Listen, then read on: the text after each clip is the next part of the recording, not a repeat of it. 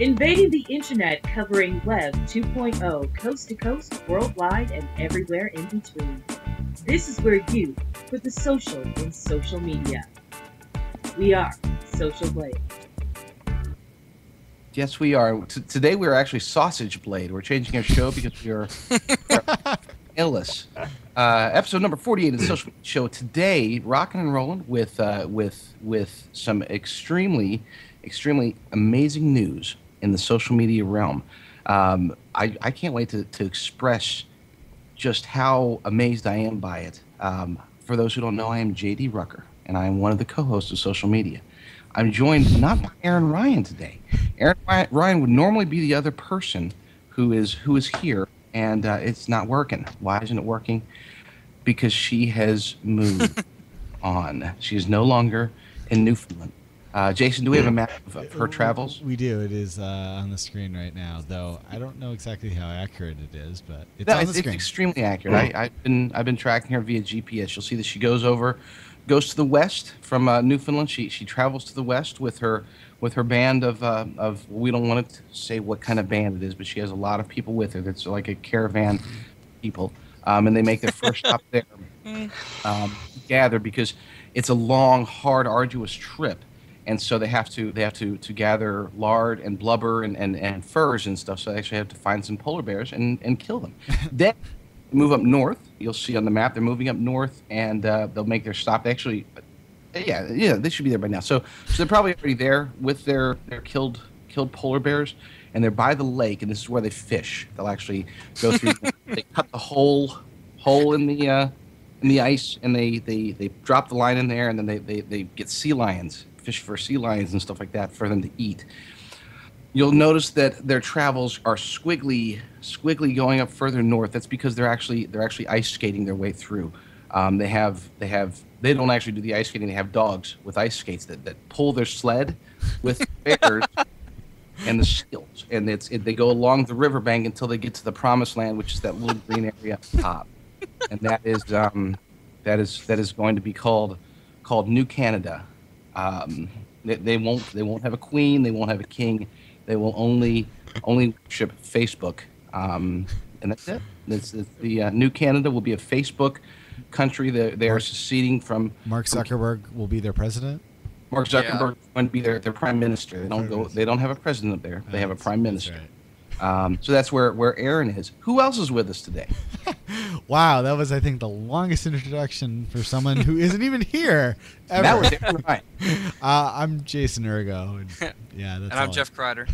Excellent. And we are also joined today by the immaculate, the wonderful, the utterly self-deprecating. Oh, that's not even a good word. Let me scratch that. Ergo, will you edit that out of the video? Self-deprecating is like bad. Edit. The amazingly interesting and creative and brilliant Alex. Alex, will you pronounce your last name for me? Santoso. So pretty much exactly how it's spelled. Like a right. could have read your name and said it right. Yes, Alex Santoso, who is the creator, the owner, the editor, the everything at Neatorama.com and the various properties that Neatorama possesses. And we'll get into a lot of those here shortly. But for now, let's talk about this jam-packed week of social media greatness, awesomeness, and self-deprecatedness. It's funny because it's the news. A lot of the stuff that we're going to be talking about is in the past and the future. One of those futures is going to be what I consider to be the melding, the coming together of social media and movie entertainment between two giants in their each individual fields. Jason? Yeah, what you're referring to there is there was an announcement made this week between YouTube and Ridley Scott, the director who's made films such as Gladiator, or producer rather, made films such as Gladiator, Black Hawk Down, films like that. What they're sort of getting together to do to premiere at Sundance this following year is create a film or documentary film called Life in a Day. What this film will be is basically clips of everyday people. What he wants everyone to do is on July 24th of this year to film your day, whatever it is, edit something together, put it up on YouTube and send them the link. and they're going to take the best clips and edit it all together for this big documentary to sort of categorize, what life is like all around the world on this one particular day. I've seen the previous project, I think sometime last year, someone put this together with taking a snapshot at a certain time, but as far as I know, this is the first time that someone's attempted to capture all of this on video. And I think it's a really cool idea. For a while now, a lot of people have been doing their own daily videos on YouTube, myself included, but I don't think anyone's really gathered everything all together to sort of get a full picture all around the world. So it's a pretty cool idea, I think. What about you guys?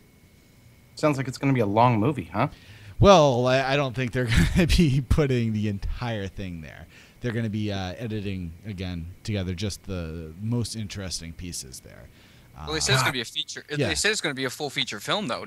Right. It will be a full feature, but it won't be like 6 billion or however many times 24 hours. Like Lord of the Rings trilogy extended edition. Yeah, no, I don't think it'll be that long. But it will be feature length, and what they're actually doing is also the 20 best people, or the 20 best spots or whatever that they pick will even get flown out to Sundance to attend in person. Trivia question, Alex. We'll put you on the spot. Sir. Yes. Who created the Sundance Film Festival? Mr. Sundance? I Very have close, no actually. idea. No, it's funny. You're actually very close.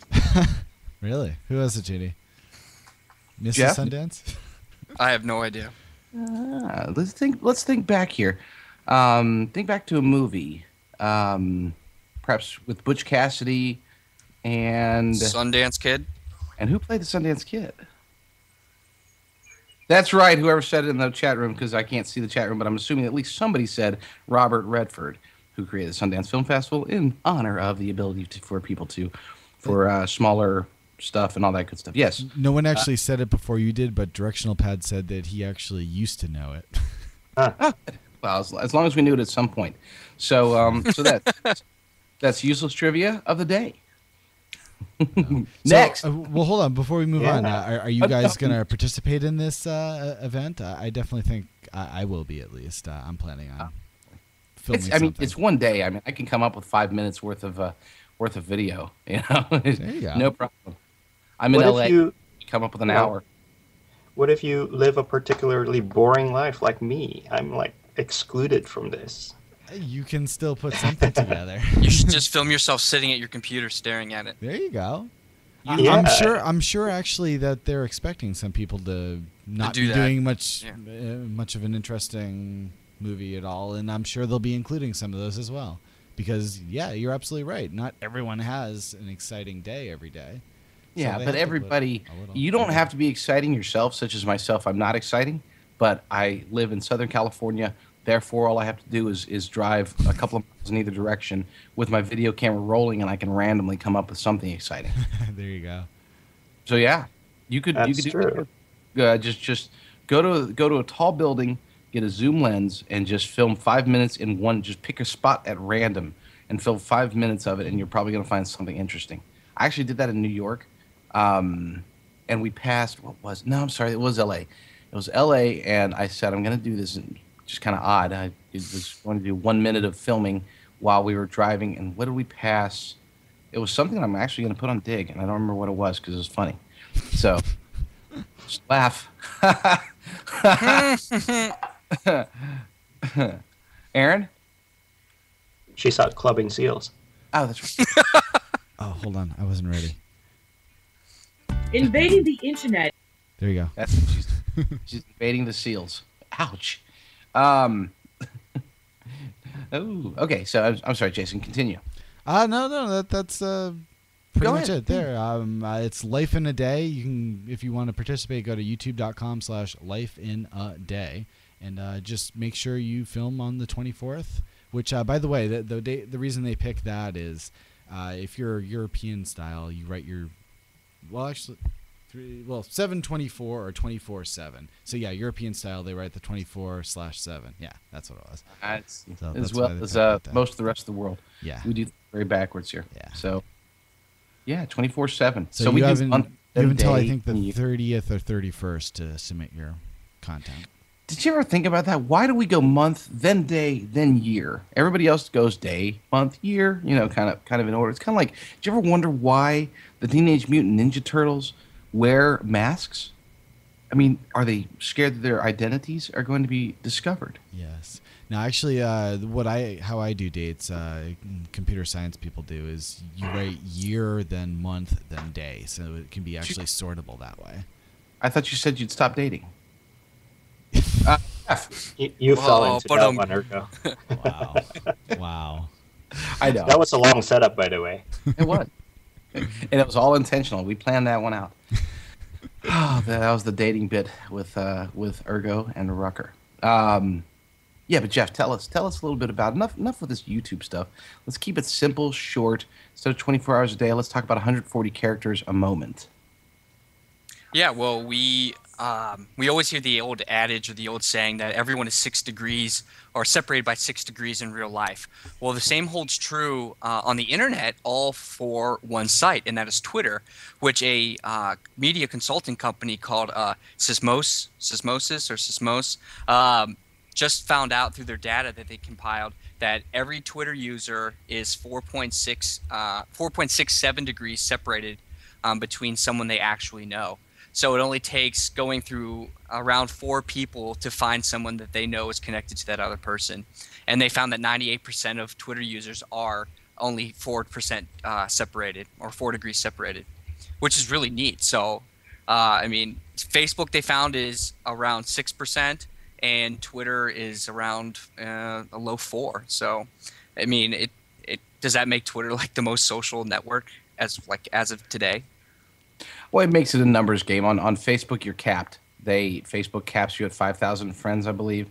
Whereas on Twitter, anyone who's 2 degrees separated from me would be 2 degrees separated from just about anybody else, because I follow so many real and non-real people based upon the errors that I made in my previous Twitter life. I follow too many people, and as a result, I'm stuck with having too many people. Yeah, but you also have the opportunity to follow like celebrities, and I'm sure how many people are following Lady Gaga or LeBron James now, or President Obama if you're in the U.S. So, I mean, you have more opportunity just connected to big name people, where in Facebook and other channels you don't really have that opportunity to. Well, I just to make sure we're clear here, you said also. I was talking about following me, and then you said you also have the ability to follow celebrities. You weren't suggesting that I'm not a celebrity, were you, Jeff? I'd say B grade. B. Not an A list, but B list. I'll take that. I'll accept that. I'll call LeBron and ask him what he thinks. No, hey, I know Alex, so that's all I need to know. Well, I mean, it's interesting that, you have all these people you're following, but how meaningful is that relationship? I mean, None. So it's absolutely quantity over quality. You probably want to just follow a few that really matters, but if you want to goose up the number, it's probably a different matter. So 6 degrees of separation, it's kind of like, after your first degree, it's no longer meaningful. And with Twitter, your first degree sometimes is also not very meaningful. So I think this is kind of like it becomes kind of like a meaningless number. You have 1 million followers. How many of those are actually really following you? How many of them are bots? I don't know.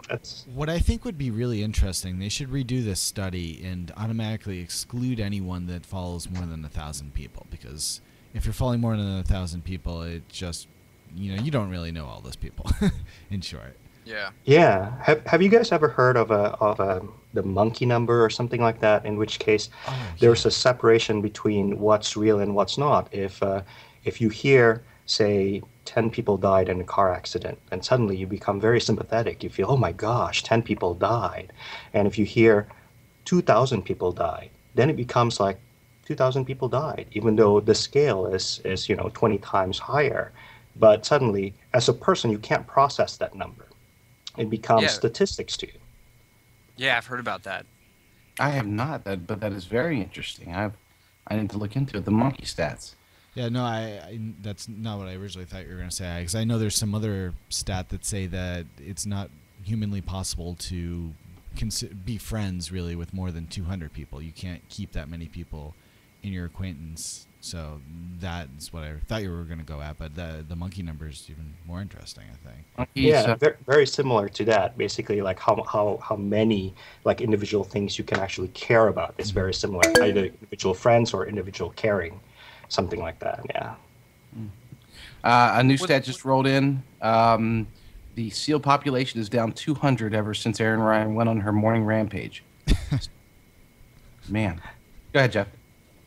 I was going to say, well, that's kind of interesting because now you'll be able to see it. Cause, what was it, a few weeks ago that we were able to take a picture of the new, was it application or new, whatever Twitter was rolling out that shows who's actually following you and you're friends with that person? You know, what was that, Ergo? What was that called? Say that again? You remember the, what was it? We took a picture of it real quick. It popped up briefly. It shows who's following that person that is also following you. Oh, yeah, I don't remember the name of that. When are they rolling out with that? Or is that just... Yeah, I don't know. That was just, yeah, we caught that on Twitter. That's right, the extra feature there. I don't know. I haven't really seen anything about it since we caught it, actually.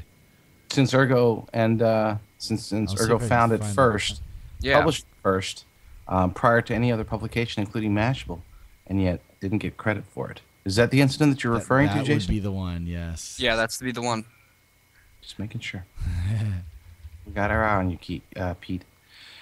Yeah, no, it's and it was the follow who's following or whatever. I don't remember what it was, but that was very nice, very interesting. I agree, and I think that I'm going to after I need to wait for one thing. I need to see what happens with what the integration is between both Facebook and Twitter, as well as Dig and Twitter, before, and I'm referring to the new Dig, before I make the final decision. But I do believe that once I have made that decision, which should be in the next couple of months, I'm dumping everybody and going straight, both on Twitter and Facebook. I'm just going straight up real people that I either know or admire. You know, and it's the beauty of Twitter is that you don't necessarily have to know somebody to be following them. Jason tells me all the time, hey, the earthquake you just had yesterday just made it on CNN Breaking, you know, and obviously he doesn't know the guy CNN Breaking, but he follows his stuff because that's pretty damn fast. You got Mr. Baby Man and Alyssa Milano racing to see who can tweet it out the fastest. You know, pretty darn. I meant darn earlier, by the way. Yeah. So, yeah, good stuff. But I'm gonna dump everybody.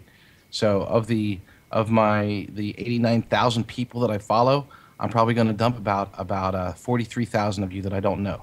The others I'll keep, because they're useless. They're absolutely useless. I want to take this time, unless you have more to say, Jeff. I'm just saying it becomes noise. Yes, kind of like me. I want to take this opportunity to thank and to send out a warm, wonderful, and heartfelt. I don't even know what to call it. Just shout out to Dave Altavilla at hothardware.com. Next week is our anniversary, and so Dave's sponsorship has run its course, and he will no longer be sponsoring the Social Blade Show. I wanted to thank him sincerely for getting us through the first year of the show. It's been amazing, and I don't want to dwell on that part. I do want to say that hopefully for not the last time, but at least for the last time during this go-around, everybody go visit hothardware.com, get the latest reviews, the latest insights, the best and the most amazing stories, articles, tech information that you can possibly get, because Hot Hardware is just that darn cool. It's got everything. And it's the place that I always go. I said I wasn't going to cry. It's the place that I always go to get my information, to get this computer that never ever crashes on me in the middle of any other webcasts during the week. That's hothardware.com. Thanks, Dave. Now back to Twitter. Twitter following that many people is useless. Another thing that has grown to be useless over the months and years is social bookmarking. At least that's the premise. And the story on techie.com. They say that social bookmarking sites such as Delicious, such as Dig, such as favorites, you could do all kinds of things with social bookmarks. That the original purpose of them is dead, and I think that most people agree. I know that I pretty much agree. I don't use, at first I got into Simpy. I got into all of them. I tried to figure out which one is my favorite one. And this is going to be the place where I can bookmark all of the things that I ever want to get a hold of ever again and organize them and keep them in a special place and keep them on the web. That way I never have to if I'm at a different computer, if my computer dies, I don't lose all of my bookmarks. I can actually refer to these and at some point in the future. And then after accumulating dozens and then hundreds and then thousands of bookmarks, I've never actually gone back and used any of them. The only ones that I actually use are now the ones that are in my browser. And even those are starting to get out of hand. Do you guys use social bookmarking services? And we all use Dig from time to time. We all, I think a lot of us have used Delicious, stuff like that. Most of them have evolved. Obviously, Dig is kind of pioneered the whole social news aspect of it. It's not so much as saving stuff as much as sharing news and content with other people. Delicious kind of moved in that direction, kind of pulled away, kind of moved back, kind of pulled away. But the other sites, like I'd mentioned earlier, Simpy and gosh, there's so many of them I don't remember. The concept to me is dead. What do you guys think? Do you use social bookmarks to actually bookmark things to save them for later? And if you do you ever really go back to them? Well, for me, I can answer that. The other sites, no, I never use any of those, Delicious, things like that. But on Dig, actually, yeah, I do. For this show, for example, I go browse Dig every day, and when I see a story related to social media or tech or whatever I'm interested in, I do dig it. And then Wednesday night, when we're actually preparing for the show, I go back through my bookmarks of the previous week, and that's how I pick out the stories that I'm interested in for the show here. So I do. I think I did used to use it a little more in the past, but the search of your own stuff on Dig is not the greatest, so I don't use it as much anymore for that. Got you. What is excuse me, sorry. I'm not going to go down that road. I was going to try to trap you into the whole Jason, despite his wonderful youthfulness and amazing intellect, is sometimes stuck in the past. What version of Skype are you using, Jason? Not today, but under normal circumstances. I was just going to say, I can show you right here. I'm using Skype Beta 5.0.0.105. Only use this show. If he wasn't, you'd be using Skype 0.9. Yes. The old school Skype. He also uses Internet Explorer 6 and all that stuff. No. Firefox. Thank you very much. Jeff, talk to us. Do you use social bookmarks, or how do you save content that you find? No, I don't. I think there's just too much out there, and I never go back through it. And I see the same. Like I see a story about social media or SEO, and I'll see the same story 10 minutes later, an hour later, covering the same thing, just either repurposed or something similar. So I'm always having those articles out there, and every time I do end up bookmarking things, I never go back and read them. The only thing I would consider bookmarking that I do, I have a Google Reader, and I consider that bookmarking. I'll bookmark the blogs that I want to follow, and I go through there every morning and check out the content there. But in terms of just specific things, I don't do that. Is the purpose here to store information that you've seen before, or is it to share that information with somebody else? Because two very different purpose. If you just want to keep track of things you have seen before on the web, your browser kind of does that. It has that history. You can search through it. But obviously that's kind of like a private thing, your own browser, your own computer, unless you have like like what Chrome has you can sync bookmarks across different computers. Is that what it is, JD? Yes. Yeah. So, I mean, I don't use social bookmark, but I use bookmark, especially if I'm working on something. And I thought, okay, this is quite interesting. And I know that I'm not going to be able to find it again if I search for it because it's you know, a circuitous route when you find it. Then it goes into a bookmark. Then after that story is done, then you delete it. I think that's how bookmarks work for the greatest majority of web browser. It's just a temporary placeholder. It's a bookmark. You're marking your website, right? So Right. term social bookmark, if you want to share something, you want to disseminate information, it's a totally different beast. I don't think the two actually meshes well together.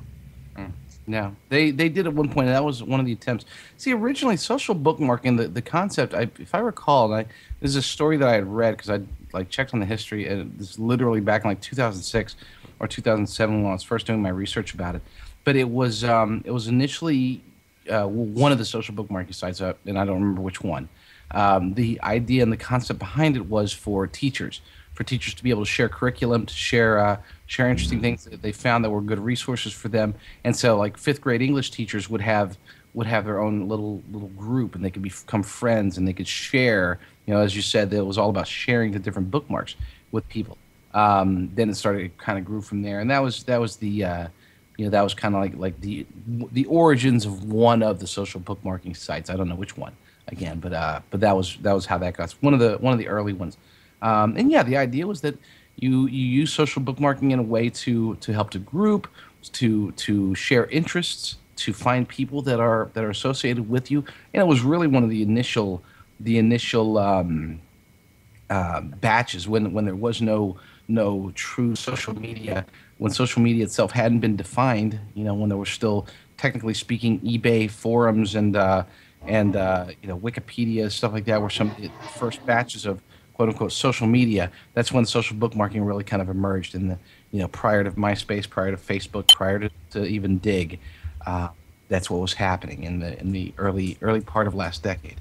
And so now, that initial concept is for the most part gone. At least that's the premise of this story. The idea, and this is where we get into, at some point, somebody is going to design, in my opinion, somebody is going to design a true social experience that is geared around sharing and organizing not just information but also individuals. In other words, the concept is that rather than just being socializing, it's more social collaboration. I don't know exactly how to explain it because this has been it's been really an idea in my mind, and I'm sure like a forum. No. I'm talking about like the concept itself, and this is something I should probably just write this out. I did write it out about 3 years ago when I decided that I wanted to try to get like $600,000 in VC money to start my own variation of a social media site that never came through because nobody ever believed in my ideas. Oh. But yeah, anyway, so yeah, the concept was to collaborate, to make a place in an area where people could collaborate on anything. It's not just collaborating on work; it could be collaborating on what's talking about. I don't know. I don't want to get into it. I'm going way overboard on this story. The bottom line is social bookmarking, as it was originally initially designed, pretty much very few people are using it for that initial purpose anymore. Dig, other than Ergo, he's one of the few that still uses Dig for what its purpose is, but the vast majority of people are using Dig to just find stories. They're not using it to save stories necessarily and use them later. Your average Dig user will go to dig.com. I mean, not user, your average Dig visitor will go to dig.com and look around, look on the front page, check in the hot bar, and click through the stories, never even logging in to actually save those stories. They're just there to, just find cool, funny stuff, look for the lulls.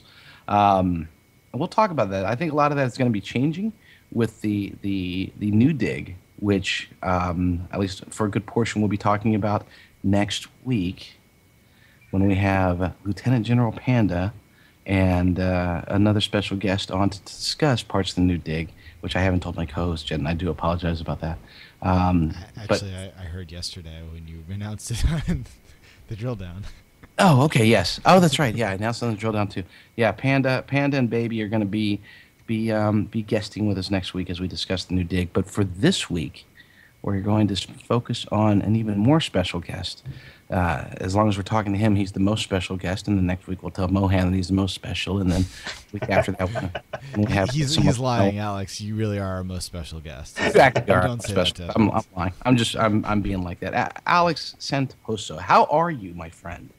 I am okay. I'm good. Special in a good sense. You are very special. I actually met Alex for the first time in Blog World last year. We'll probably meet for the second time next week, and then for the third time in Blog World this year. Hopefully you'll hang out with us, and Louis will not get you arrested, because that's what happens a lot of times in Vegas with Louis. He gets people arrested. Not himself. He actually never gets arrested. Just gets other people. Remember Louis. Wait, were you the guy in the fountain? Louis threw the guy in the fountain. Yes, I wasn't that guy. That guy probably got. Yeah. Beautiful. So, Alex, tell us a little bit about your website, Neatorama.com. Neatorama is, well, I mean, it started as a hobby back in 2005. I thought that it would be kind of neat to try out this whole blogging thing. Everybody was doing it, everybody and their grandma. So I decided that, what would be kind of fun, and maybe I can blog about neat and interesting things that I found. So pictures, stories, that sort of stuff. So Neatorama grew from there. 26,000 posts later, here we are. We have one of the largest blogs in the world, and also a neat shop. So it has grown from a hobby into a business, and hopefully this is something that I can do for a very long time, because it's interesting, and it's more than just a job. It's actually my passion, and I'm quite glad to have found something like this, to have really stumbled upon the idea of blogging, and also to do something that's quite successful. So that's Neatorama in a nutshell. Yeah, your site is top 10,000 in the world according to Alexa. I think we checked the other day. What was it, like 6,000 or something like that? So I mean, there's about that's that's a lot of traffic going to this site, especially one that doesn't. It's up there with a lot of major sites that have hundreds of people working with them and stuff like that. You on the other hand, you don't. You have a handful of editors, right? Yeah, and when I started back in 2005, if you take a look at the Technorati 100, the listing of all the 100 blogs that they measure, the majority of the blogs were indies, independent people like me. And now, if you take a look, majority of them are corporate blogs, and it makes sense. They have all the resources to throw at it. And I was just talking about this to my wife, and I told her, look, if we were to start now, it would be very difficult to crack that top 100. It's just hard. Huffington Post is there, Gizmodo, Mashable and Gadget. Yeah, a lot of these you don't even think of as blogs, really. Right. But I mean, it's just, I think we caught it at the right window. Sure. It was during the boom. This was when who was it? Jason Calacanis was really getting started, and no, it was a little bit after that, but still, I mean, that's amazing stuff. Wow, Boy Genius Report. I see there's some good stuff on there. So yeah, but you've kind of evolved now that you don't consider yourself just a straight up blog anymore, do you? What do you mean by that? It's primarily a blog. Well, sure, but as far as the overall business, Neatorama is the Neatorama blog is a hub for other things. Would you agree? Yes, I think that you have to be more than just a blog in today's environment. It's the reason that we started the shop, the Neato shop, was that way back when we were, we grew basically. It was Neatrama started as a blog on a shared server, $5 a month, that sort of stuff. And then it grew and we got kicked off of servers after servers. We went to VPN and then we had to go to dedicated server and so forth. And it's quite expensive actually to pay for all that hardware and all that bandwidth. So we put advertising like everybody else, and the money was good, extra money, and my wife was happy, and I was happy. And then it became quite serious, and the money became more than just and something extra to something that we can count on to pay our bills and so forth. Then the bottom fell out. The advertising market just basically you go from high CPM to low CPM, and this has happened to me a couple of times. And I thought that maybe it's time to kind of get off this bandwagon, start something that is completely independent of the vagaries of the ad market. And we decided that we were going to sell T-shirts. So T-shirt is easy to do and actually quite high profit margin. So we started having T-shirts, and then from then on we decided that, hey, if you're already selling T-shirt, why not sell other stuff? And given that Neatrama is all about neat and interesting things, we decided that we're just going to carry neat and interesting things. If you go to and look at the Neato shop, we have things like testicle plush. This is like a plush toy that looks like testicles. It's something quite interesting and something that I think very Neatrama, very unusual. We have all sorts of gadgets and neat stuff. So that's where we are right now, and I think that's the right decision because our revenue stream is now, we have advertising that's still ongoing, and we also have the shop, and that really smooths out a lot of that bumpiness that we see. What was the original question again? I was just rambling on. No, I think the question was, Ergo, are we going to get some of those, get that up on screen? But I think I know the answer to that. No plushness. No plushness. I'm sorry I mentioned it. No, you're fine. It's just I can already guarantee that we won't get a visual of the plushness on the on the screen today. I am looking. There it is. Oh, did he go plush? He went plush. That's amazing. Buckyballs? You sell Buckyballs? Yeah, I actually know the guy that. Yeah, I know the guy before he started Buckyballs. Quite an interesting fellow. I just discovered Buckyballs literally last night. I was on Reddit and I saw this Reddit. I gotta get me some Buckyballs, and of course it's like, what the heck's a Buckyball? And so I found out what a Buckyball, and those are fun. I mean, it's like yes. if I had an extra $29, I'd probably buy them, but I don't. I'm gonna get teary-eyed again. Oh, I'll send one to you, JD. Don't worry. Can I have a Buckyball? We can give them away. We can give them away on the Social Blade Show, like our fan. Even though we would have to at least keep one for myself because they are absolutely amazing. They're a lot of fun. I will send you two. So you could I even thought you could take them and you could split them up individually and drop them into like, if you don't like somebody at work, you could take them and drop them behind their screen and ruin their computer. Yeah, that's how I think. Okay, so sure.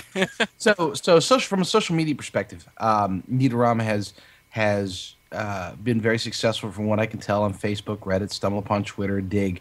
Tell us about that. How much do you? I don't want to use the term rely on because I know that's not the right term. You have a humongous built-in audience, but how much do you look to social media and I mean, how much does social media contribute to that getting to the top 10,000 Alexa ranking, so to speak? Traffic-wise, I think social media contributes. It's a significant contributor, but if you take a look at Neatrama's traffic, about 20% come from people that basically go to their browser and type in neatrama.com and just actually visit Neatrama. So those are our core audience, people that visit very regularly.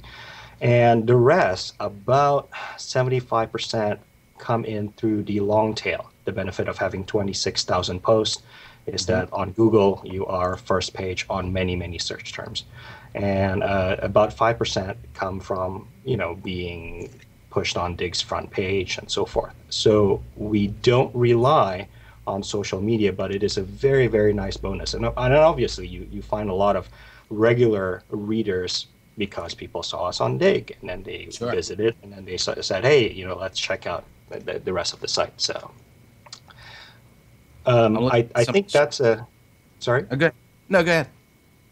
I think that's probably how we're able to stay on Technorati for so long, is because we have a very, very diverse approach to traffic. We don't rely on getting Dig front page regularly or things like that, but we have a built-in kind of like traffic that over the past 5 years.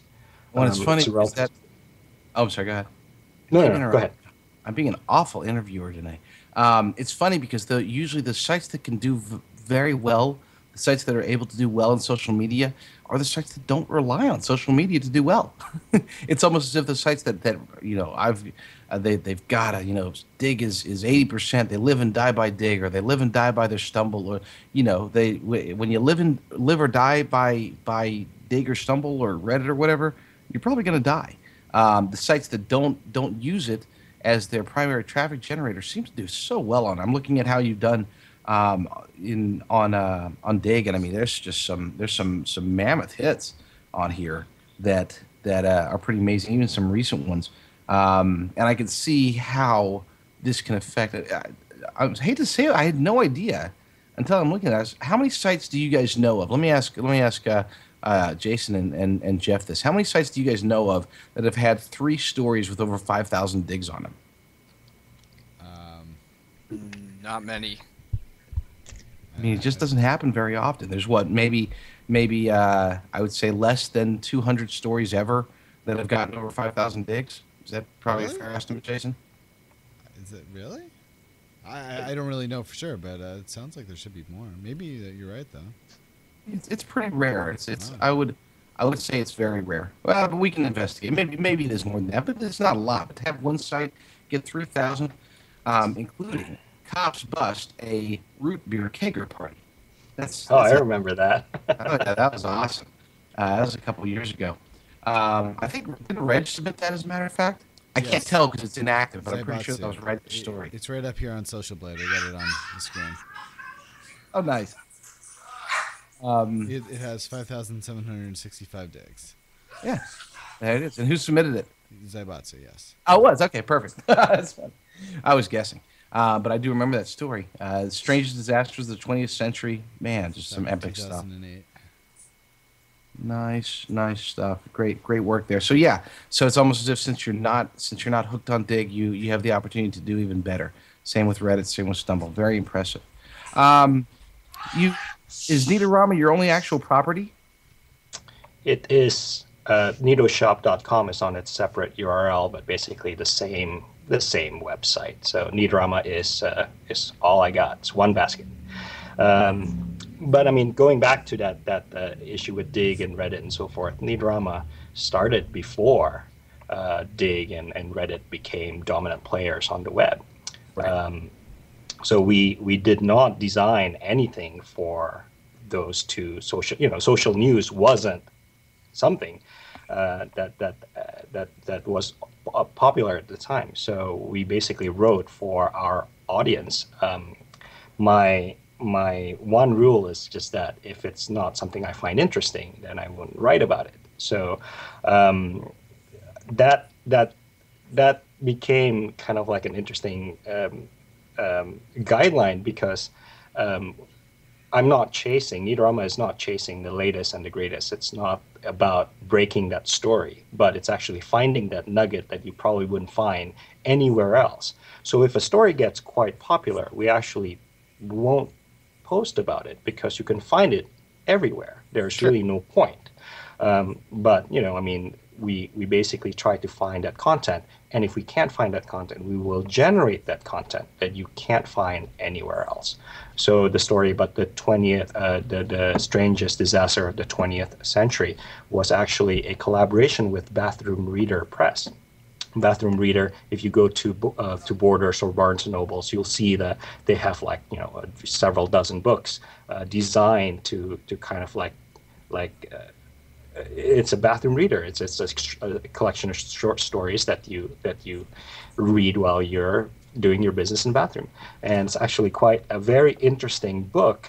If New York Times were to include them in their top 10 list, Bathroom Reader would be in every single one of those top 10 lists. But it's not. It's not listed for whatever reason.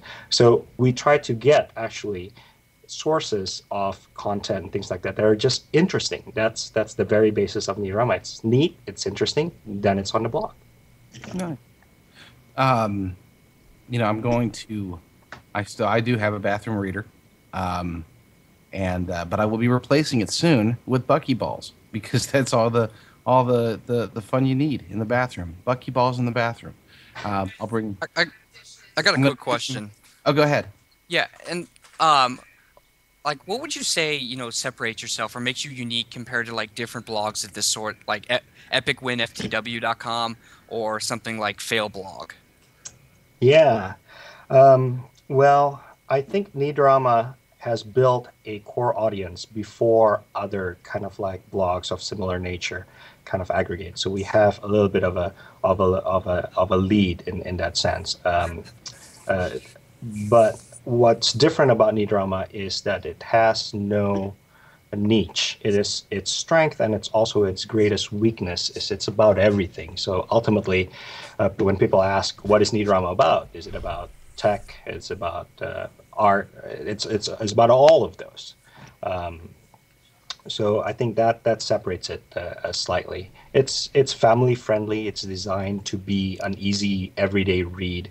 We have a combination of short stories and also long kind of exclusive posts.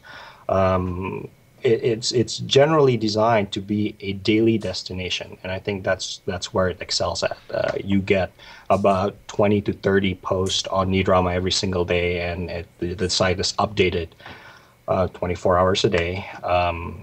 So it's something to do while you're waiting for me to finish talking here. You can go to neatrama.com, check out the stories, and then just read about it a little bit. So does that answer the question? Yeah, one of the things that I kind of noticed right off the bat, because I had not heard of Neatrama until we learned you were going to be the guest, and I've been to Epic Win FTW a bunch, and it seems a website such as Epic Win is more of a drive-by where they just post a video, post a picture, and there's no actual content other than that. Where your content actually, you take the time to talk about it and discuss it and kind of go kind of polish the post a little more than Failblog or Epic Win. It's also different because I believe Failblog and Epic Win are predominantly user submitted, whereas Neatrama is predominantly author driven. So the authors are myself or the other authors kind of put our own spin to why a particular thing is interesting.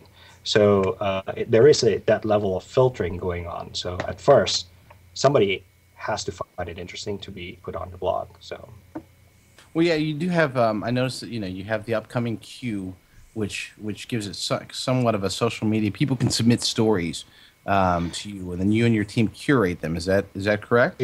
Exactly, and this is our effort to kind of bridge that blogging, where it's very author driven, with the social media, where it's very very user driven. I didn't want to change Neatrama being a blog, so it's not like you're submitting a link like Reddit or Dig. You are basically required to write a blog post. But not a lot of people really want to do that. It's actually quite difficult. So there's quite a bit of curation going on. Authors, editors will actually go into a submission, take a look at it and say, okay, this is actually quite very interesting, but they didn't word it right. So it would be completely rewritten or heavily edited and then pushed to the front page if the algo agrees with it. And so far, I think it's worked quite well. We with the very first in the first month that we had the upcoming queue, we got onto Yahoo front page, and in about an hour or so, we got close to 2 million visitors. So it was quite an interesting little experience. And your server held up. Imagine if you were on a VPN back then. This was on a couple of dedicated servers. I know it did not it did not hold. It Oh. basically was up for about an hour and a half, and then it just completely buckled. Wow.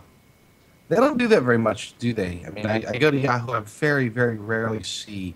Used to be they put up one or two, but I think they just got burnt too many times because, I mean, the traffic from there, it's like the lottery. I mean, it's life changing for even and I wanted to say small sites, but it's life changing for mid sized sites. Yeah, I remember reading an article where TechCrunch buckled from hitting the Yahoo front page once, and that was like, wow.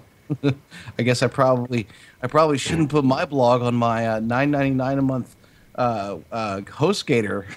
I better make sure that my WP Super Cache is up and running, right? No. Yeah. Bad stuff. I'm sorry. Were there? I haven't been looking. Are there any questions, thoughts, concerns, comments from the audiences? That was a question for you. I was using Pig Latin, ergo. I think you've been covering them pretty well here. Okay, beautiful. Okay, so now that you've got the Neato shop, now that you have the upcoming queue, you have the Neato shop, you have the editors, you have everything like that. Are there any plans? I mean, do you feel that you've hit your stride? Like, is this where do you foresee Neatorama being just an expansion upon what you've already built in the future, or do you have plans to take it in a different direction, start other sites? You know, what's the future for Alex as well as for Neatorama itself? Oh, I just want to be like you, JD, dominating the web.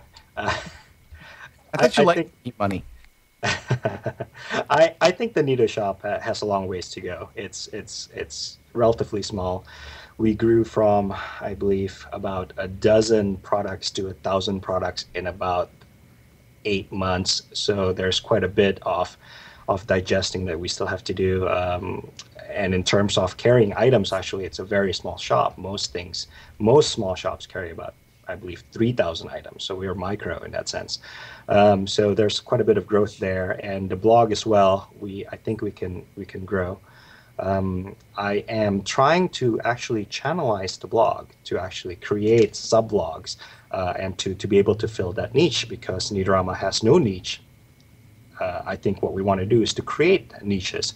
So we have a baby blog called Nido Bambino, and that's kind of like Neatorama, very interesting things, but focus on that kids and parentings. Nido Geek is a one where we focus on science fiction and so forth. So hopefully we can further channelize the blog and at the same time grow the shop. Well, I do have I have an editor in mind if you ever want to do NitoSeals.com. I'm sure that Aaron would participate in that. Beautiful. Alex, do you have any questions for me? I'm just kidding. Sure, absolutely, yes.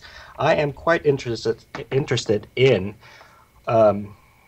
where you think social media is going, because having run, having the blog for 5 years, we see that referrals from many different sites, and it's changing. Before, when Dig was king, we see a lot of Dig referrals, but now it's mostly Facebook and Twitter.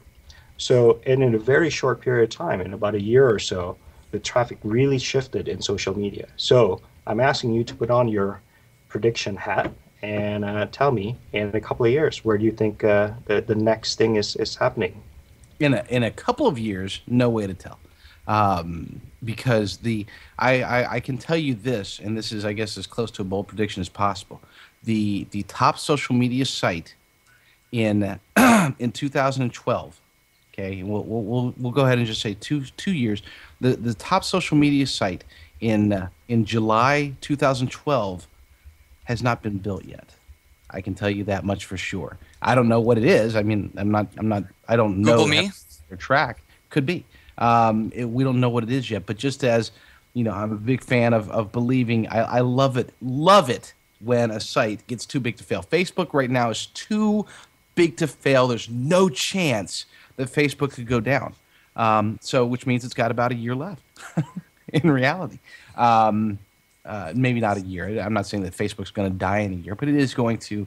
The way that our world, our society, and the internet in general is going. Web 3.0 will be the next thing, and it's going to be basically a if you can picture social media going in a dual direction simultaneously. Basically, take social media and put it into a 5-dimensional model to where you have it simplifying while simultaneously encompassing everything that you do. Let me clarify a little bit. Maybe this isn't going to clarify anything. But picture it like this.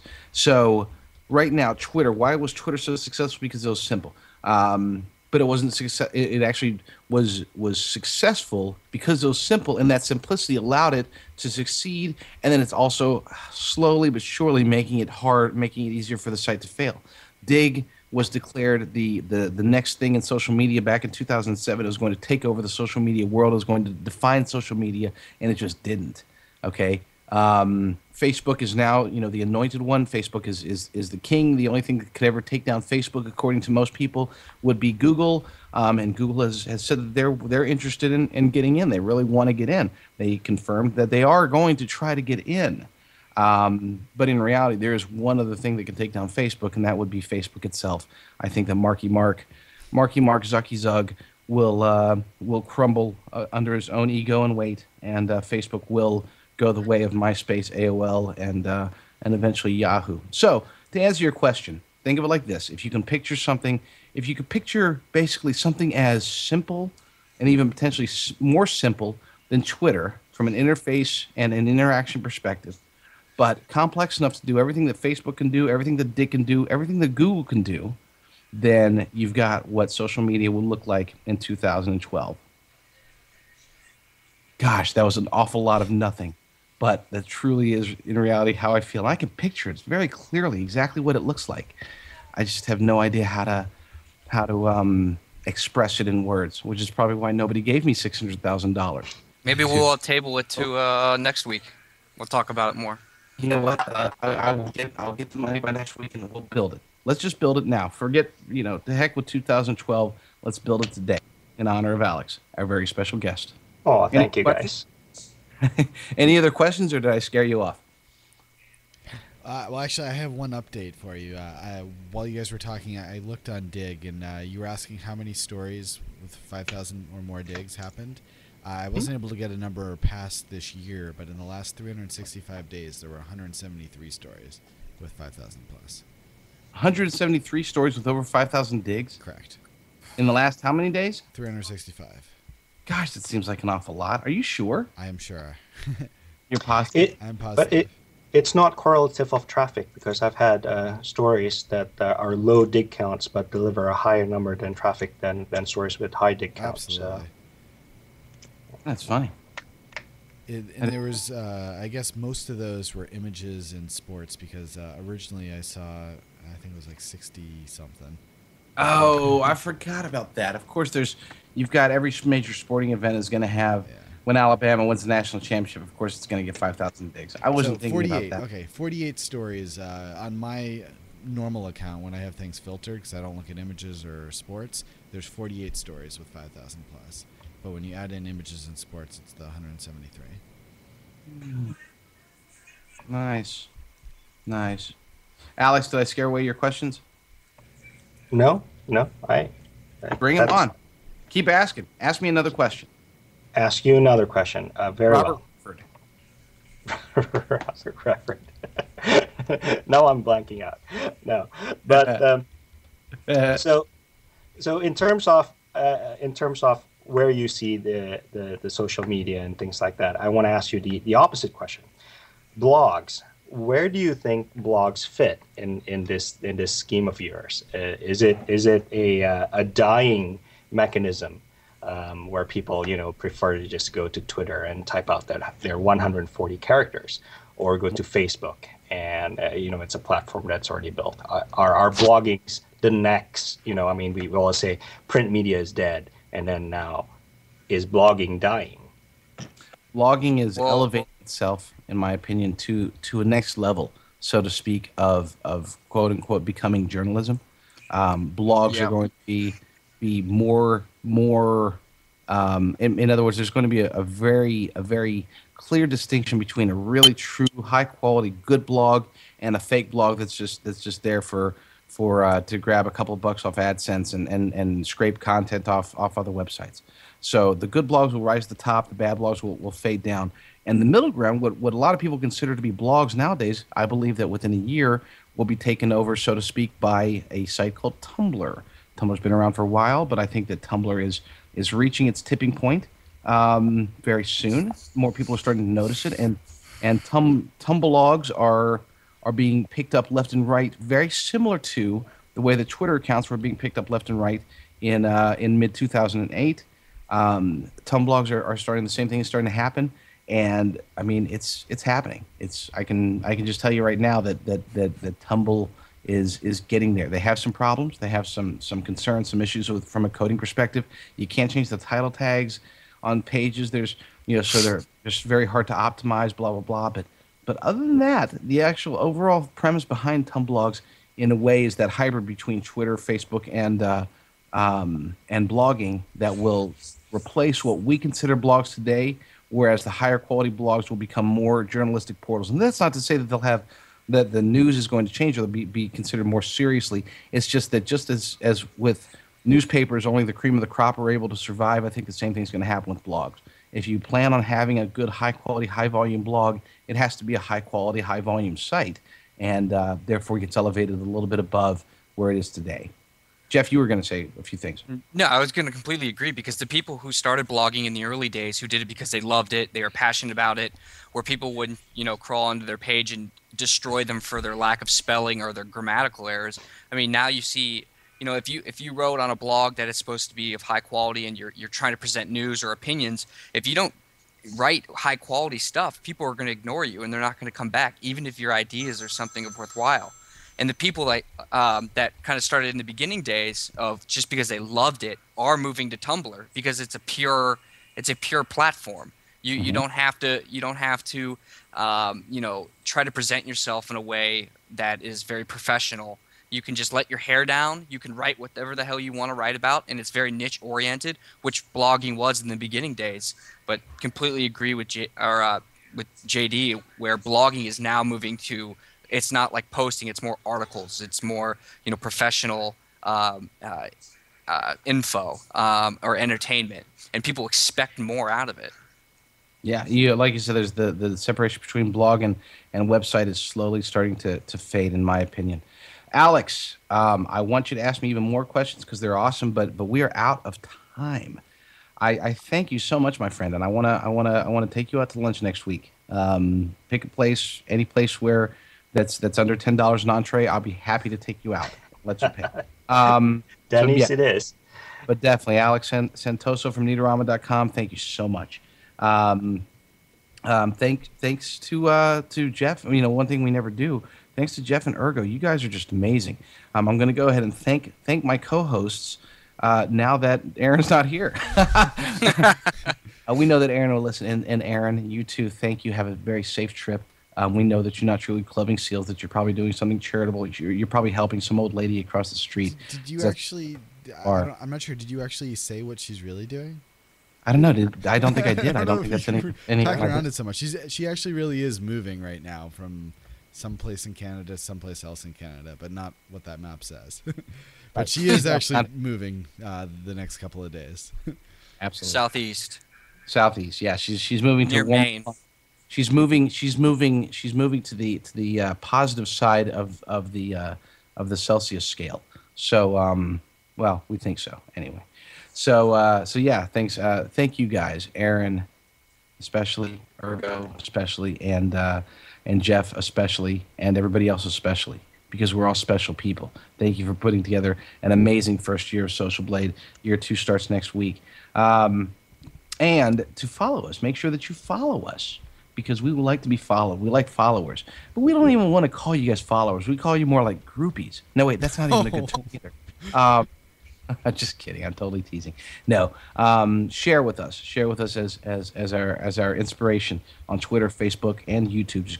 Just go to Social Blade on any of them. Twitter.com/Social Blade, Facebook.com/Social Blade, and you probably get you're following the trend for YouTube as well. So follow us there. Jason, can you finish up, because I'm not seeing this right on the screen. I can't read.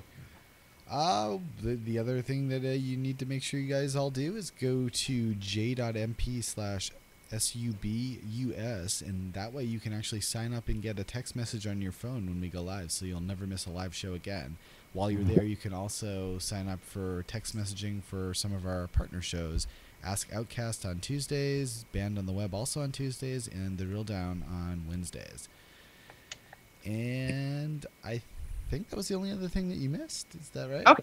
Oh, sorry, my Firefox froze, so I couldn't scroll down. But it's back. Yes, and you are correct. Make sure that if you want to, you can check out our past guests on socialblade.com/show. You can also suggest a guest from our blog, and Social Blade style posts, whatever that's supposed to mean in the notes. I should have stopped when I was ahead. Guys, thank you all for joining us. Thank you those in the audience who are watching us. And remember, every Thursday night at 7 p.m. Pacific, 10 p.m. Eastern. 10 p.m. Eastern, we are Social Blade. Thanks, guys.